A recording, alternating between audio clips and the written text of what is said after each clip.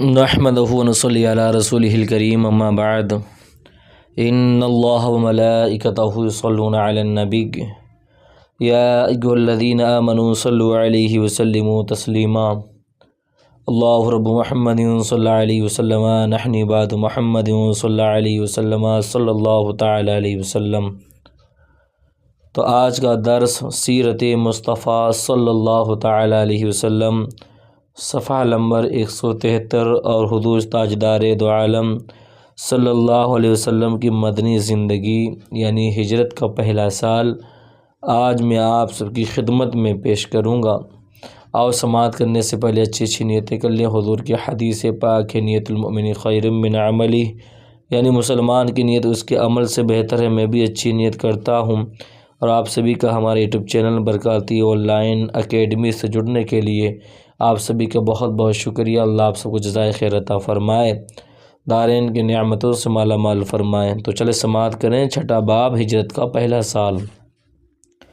مسجد قباء۔ قباء میں سب سے پہلا کام ایک مسجد کی تعمیر تھی، اور اس مقصد کے لیے کہ حضور صلی اللہ علیہ وسلم نے حضرت کلثوم بن ہدم رضی اللہ تعالی عنہ کی ایک زمین کو پسند فرمایا جہاں خاندان عمرو بن عوف کی کھجوریں سکھائی جاتی تھیں، اور اسی جگہ آپ صلی اللہ علیہ وسلم نے اپنے مقدس ہاتھوں سے ایک مسجد کی بنیاد ڈالی۔ یہی وہ مسجد ہے جو آج بھی مسجد قباء کے نام سے مشہور ہے، جس کی شان میں قرآن کریم کی آیت نازل ہوئی، لَمَسْجِدٌ أُسِّسَ عَلَى التَّقْوَى مِنْ أَوَّلِ يَوْمٍ حَقٌّ تَقُومُ فِيهِ رِجَالٌ يُحِبُّونَ أَن يَتَطَهَّرُوا وَاللَّهُ يُحِبُّ الْمُطَهِّرِينَ۔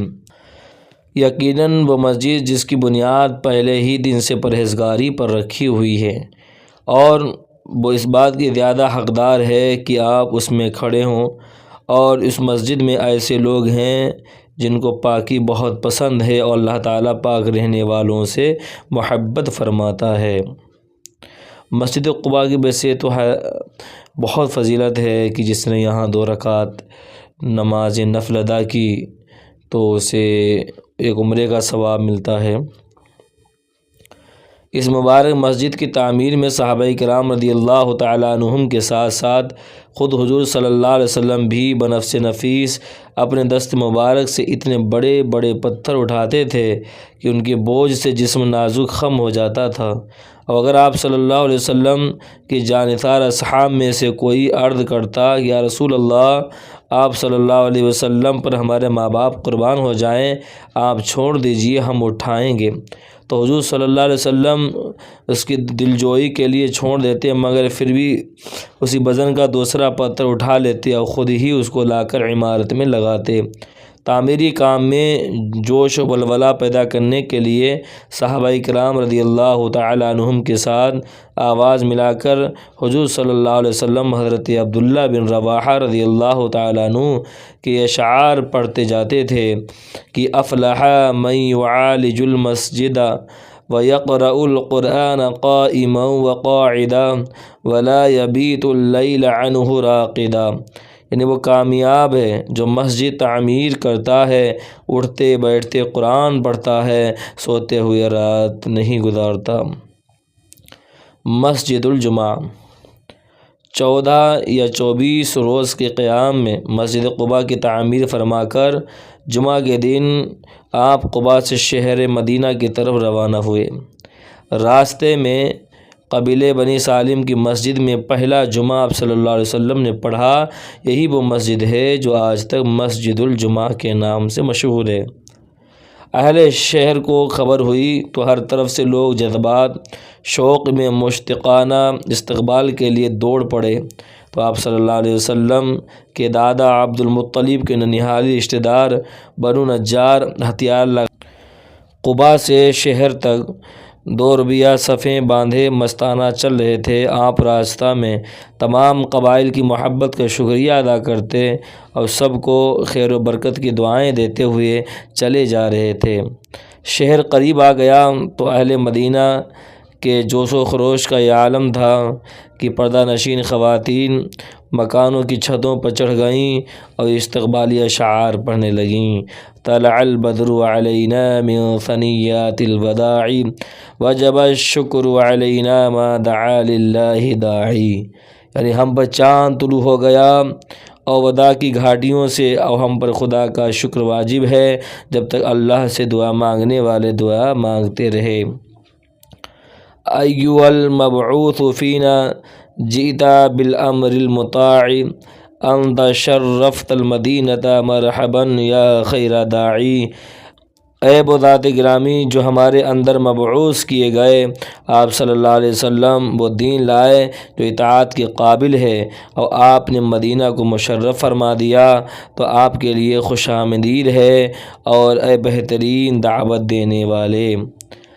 فلبسنا ثوب یمن بعد تلفیق الرقاع فعلیک اللہ صلی ما سعی للہ ساعی، تو ہم لوگوں نے یمنی کپڑے پہنے، حالانکہ اس سے پہلے پیبند جوڑ جوڑ کر کپڑے پہنا کرتے تھے، تو آپ پر اللہ تعالیٰ اس وقت رحمت نازل فرمائے جب تک اللہ کے لیے کوشش کرنے والے کوشش کرتے رہیں۔ مدینہ کی ننھی ننھی بچیاں جوش مسرت میں جھوم جھوم کر اور دف بجا بجا کر یہ گیت گاتی تھیں۔ نحن جواری من بنی النجار یا حبذا محمد من جاری، یعنی ہم خاندان بنو نجار کی بچیاں ہیں، وہ کیا ہی خوب ہوا کہ حضرت محمد صلی اللہ علیہ وسلم ہمارے پڑوسی ہو گئے۔ اور حضور اقدس صلی اللہ علیہ وسلم نے ان بچیوں کے جوش مسرت، ان کی والہانہ محبت سے متاثر ہو کر پوچھا کہ بچیوں کیا تم مجھ سے محبت کرتی ہو؟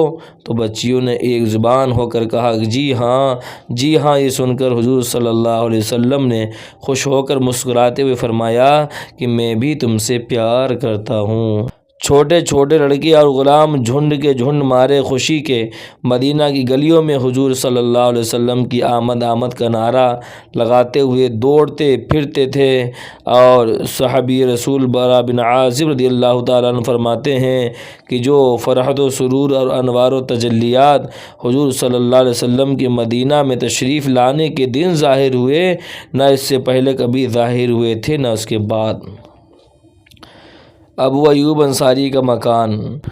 تمام قبائل انصار جو راستہ میں تھے انتہائی جوش مسرت کے ساتھ اونٹنی کی مہار تھام کر عرض کرتے، یا رسول اللہ صلی اللہ تعالیٰ علیہ وسلم، آپ ہمارے گھروں کو شرف نزول بخشیں، مگر آپ ان سب محبین سے یہی فرماتے کہ میری اونٹنی کی مہار چھوڑ دو، جس جگہ خدا کو منظور ہوگا اسی جگہ میری اونٹنی بیٹھ جائے گی۔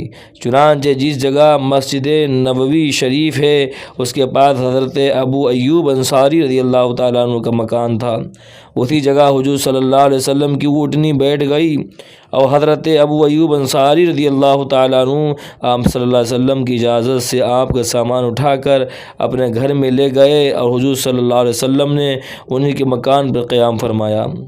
حضرت ابو ایوب انصاری رضی اللہ تعالیٰ عنہ نے اوپر کی منزل پیش کی، مگر آپ صلی اللہ علیہ وسلم نے ملاقاتیوں کی آسانی کا لحاظ فرماتے ہوئے نیچے کی منزل کو پسند فرمایا۔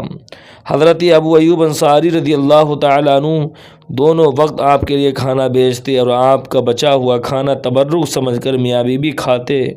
کھانے میں جہاں حضور صلی اللہ علیہ وسلم کی انگلیوں کا نشان پڑا ہوتا، حصول برکت کے لیے حضرت ابو ایوب انصاری رضی اللہ تعالیٰ عنہ اسی جگہ سے لقمہ اٹھاتے، اور اپنے ہر قول و فعل سے بے پناہ ادب و احترام اور عقیدت و جانثاری کا مظاہرہ کرتے۔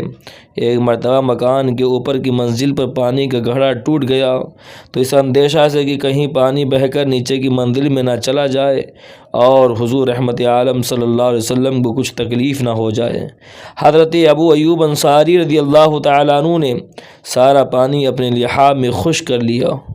گھر میں یہی ایک لحاف تھا جو گیلا ہو گیا۔ رات بھر میاں بی بی نے سردی کھائی مگر حضور صلی اللہ علیہ وسلم کو ذرہ برابر تکلیف پہنچ جائے یہ گوارا نہیں کیا۔